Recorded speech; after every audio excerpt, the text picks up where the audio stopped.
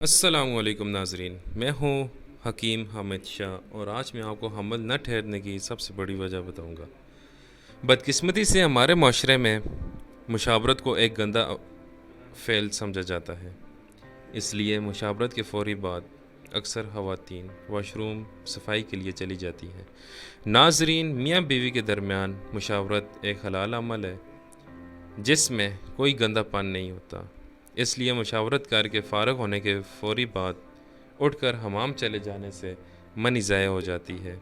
لہٰذا مشاورت کرنے کے بعد کم سے کم 3 یا 4 منٹ تک اسی پوزیشن میں لیٹے رہیں اور میاں بیوی ایک دوسرے سے الگ ہونے کے بعد بھی بیوی کو کم سے کم 20 منٹ تک اپنی جگہ سے اٹھ کر حمام نہ جائے۔ ناظرین، اس سے یہ فائدہ ہوگا کہ منی ضائع نہیں ہوگی اور اپنے ہدف تک پہنچ سکے گی، کیونکہ پرہیز علاج سے بہتر ہوتی ہے۔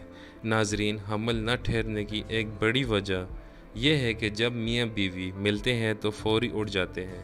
اس سے یہ نقصان ہوتا ہے کہ حمل ضائع ہو جاتا ہے، تو اس کے لیے میاں بیوی کو ہم بستری کرنے کے بعد تھوڑا ٹائم ایک دوسرے کے ساتھ ہی رہنا چاہیے۔